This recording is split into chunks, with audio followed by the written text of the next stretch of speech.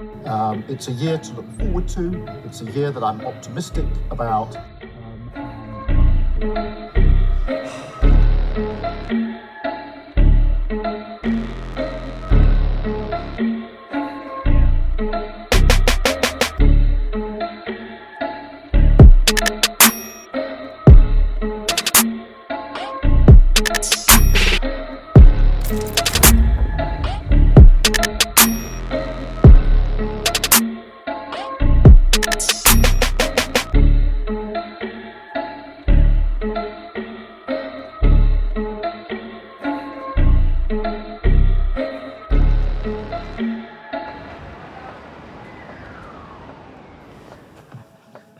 Okay, now picture this.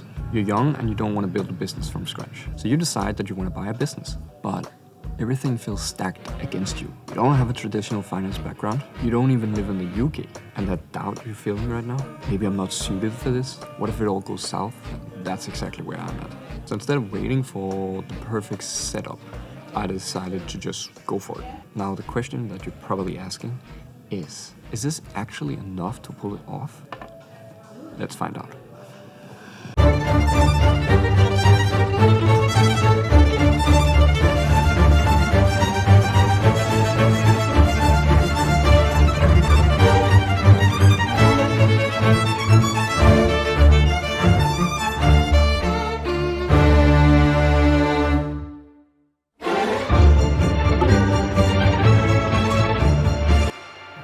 Right now we are going into a meeting with a potential investor for what I talked about in the previous episode was pre-financing. So I was raising $80,000 for 8% of Clearline Capital, and I didn't succeed raising that money. There's a lot of people, potential investors, reaching out and wanting to sort of explore whether or not they would be a good fit. So now I'm jumping into this investor meeting and just to see what he has to say.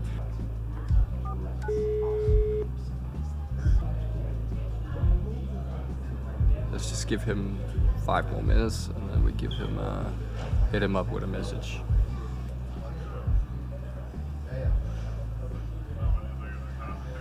Oh. Okay, so apparently he got sick and he's rescheduling for tomorrow. So that's all good. That's cool.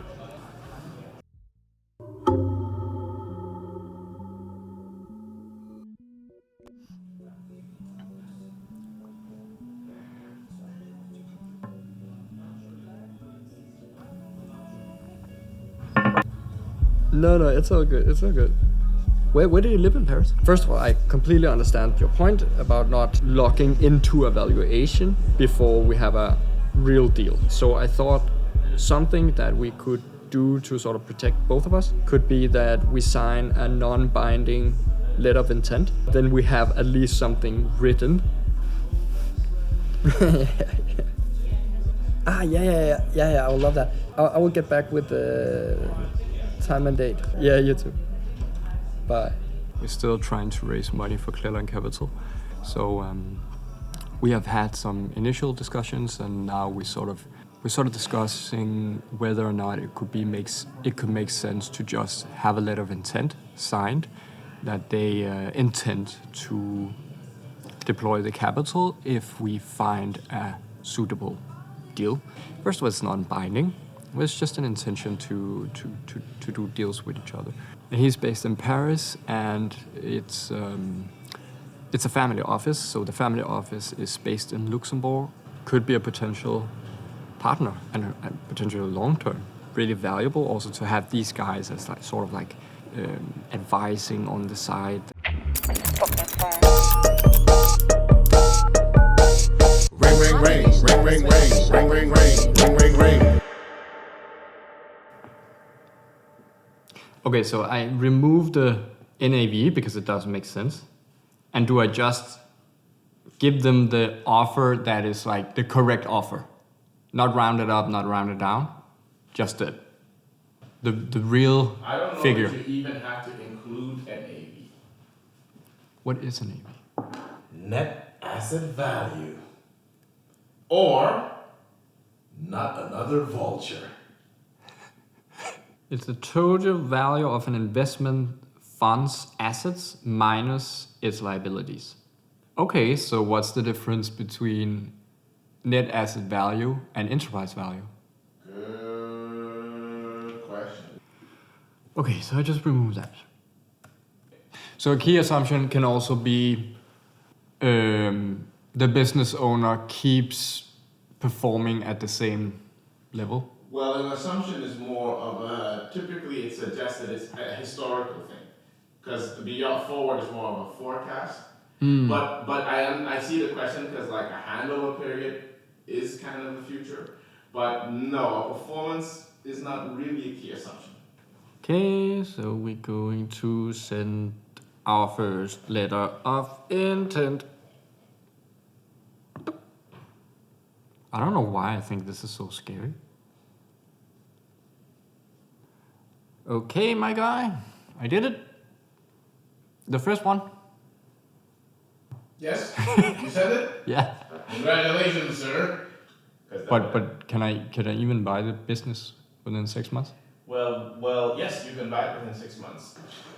So let's say so basically if I try to buy this company and I fail, I will have to pay lawyers. You know, a man is moving up in the world when they start asking about lawyers. Lawyers, auditors, accountants, and advisors. Look at Oscar. He got himself a private equity firm. Youngster no live in a tenement yard, no. Rude boy no live in a tenement yard. Too much watch it, too much so. Them chatty. Fuck all this pretty Sean Carter shit, nigga, ho. Sean was on that gospel shit.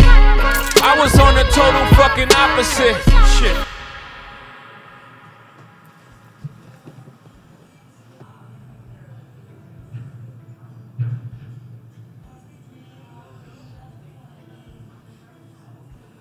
Today is the 26th of December. We're having a meeting, a little workshop with a potential investor. I'm not the most organized person in the world. I have sort of worked with framework of how to value the companies and how to see how much debt or credit I could use as leverage for buying the business and how much is equity. I sort of had a good understanding of that, but not really why. Why are we not paying more than 4x? The potential investor, he had a spreadsheet where you can see how much debt that business is able to service. I wanted to sort of drop an episode here in December, but I'm not sure that I will make it because of course it's holiday. We're just gonna drop it January, and then, oh, that's the meeting. I haven't charged my computer because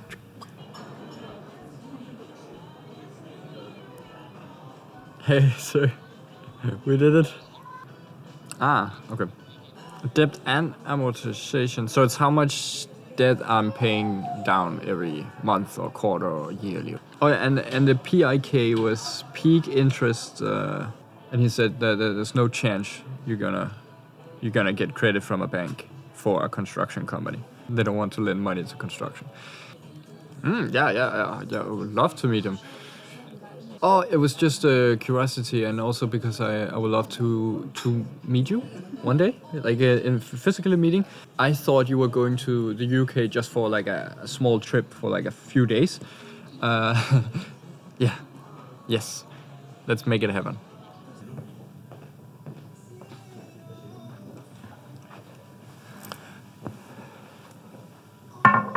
We're working on a transaction.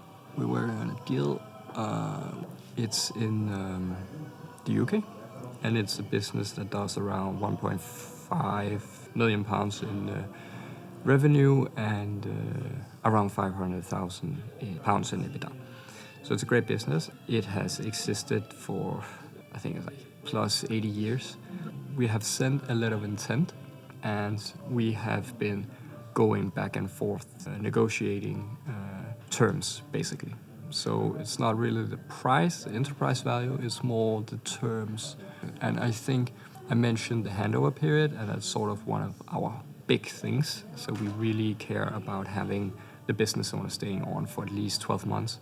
it's sort of just a way to manage the risk. We want to make sure that we can hire a new managing director and a professional managing director before the business owner leaves the ship. So that's sort of the main point there. So I sent a new updated version of the letter of intent yesterday, late evening, and signed it, sent it off. So now we just have to wait and see if he's signing the papers too. And if he does that, then we got a letter of intent signed and we're ready to raise money. So that will sort of be interesting, both for me, but also for you, because now I can show you other things than just being on seller calls and writing emails and looking cool with my phone.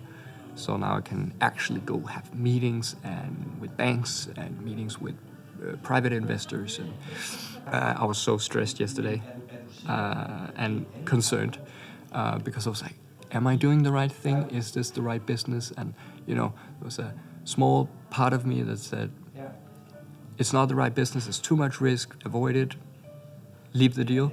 And there's part of me that was like, yeah, but there's risk in every deal. Let's do the deal, figure it out later, and, move the needle. I was like a little bit confused. And I told my girlfriend that Yusufa, he recommended that I took a piece of paper and I wrote all my concerns down.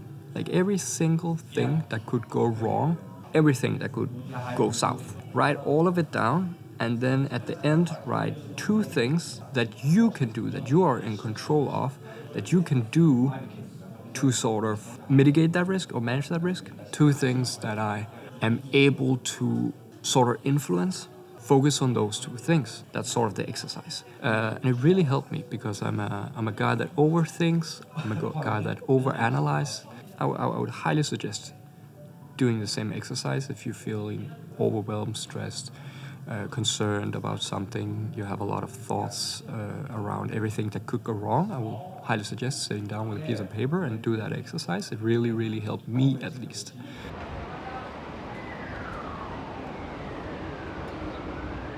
I sort of studied a lot of successful founders in private equity.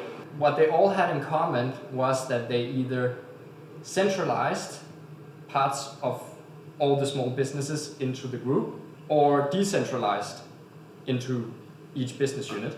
So, for example, instead of having a HR department in each business unit, they just centralized the HR department on group level.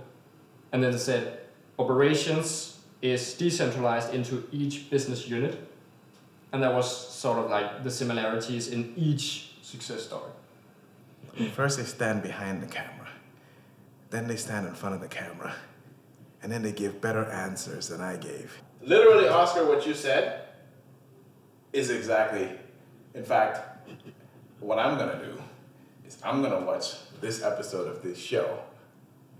I'm then gonna call my guys and say, guys, I've got an idea. I'm gonna say, guys, I'm raising the bar here. I think we need to have HR centralized.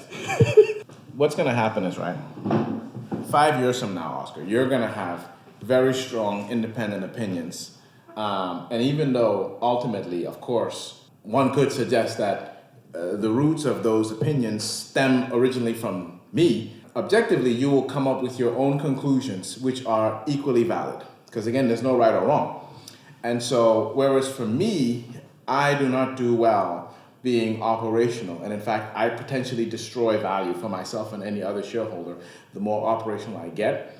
You may discover that actually you can create a lot of value in some form of execution. For example, not to pigeonhole you, but media, right? In my personal opinion, you are literally a media genius. And I've told you this before. I told you on the way to London that I felt as if, you're just getting started. Because when we met a year ago, you didn't have half the skills that you've come to develop today. I have to assume you're only going to get better. And in my humble opinion, you are already a formidable media force. And so 6, 7, 8 years from now, with all of that compounding, right, of you getting even better, even sharper, even having a more clarified, point of view in the media space, your ability to add value to any business that you're involved with on shared distribution, branding, media, is huge. And so I think it would be a disservice if you were not giving those businesses, access to those skills that you happen to possess as you scale your organization, right? So to some extent, 7 years from now, you will be a different, chairman, founder, deal guy than I am. Okay.